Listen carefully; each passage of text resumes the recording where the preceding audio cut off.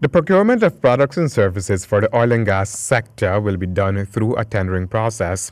This is one safeguard to ensure that there is transparency in the sector, according to the Director of the Department of Energy, Dr. Mark Bino. So that everyone knows exactly what is happening, what the rules of the game are, and how they can ultimately engage.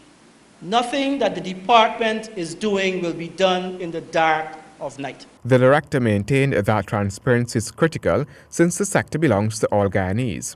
And all Guyana needs to be aware of how your resources are being managed and how the dollars will ultimately be spent.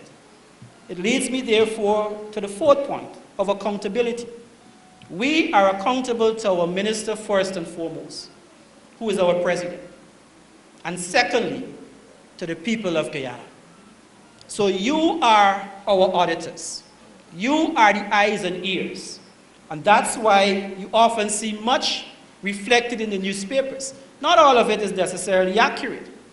But we are not going to sit in ivory towers and feel, well, we are the only ones who know what's happened. We encourage dialogue. And we encourage critical but objective analysis. Nevertheless, thus far, while there has been much focus on ExxonMobil, there are several operators in the oil and gas sector like Tullow Repsol, CGX, Total, Eco Atlantic, and others.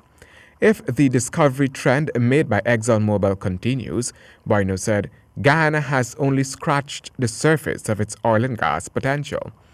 At least 4 will be carrying out exploratory works in 2019, with 4 exploratory wells planned for this year. There's been 12 discoveries thus far, with in excess of 5.5 billion recoverable barrels. And we haven't yet been able to calculate fully what the gas reserves are. And that's because the picture is still somewhat unclear.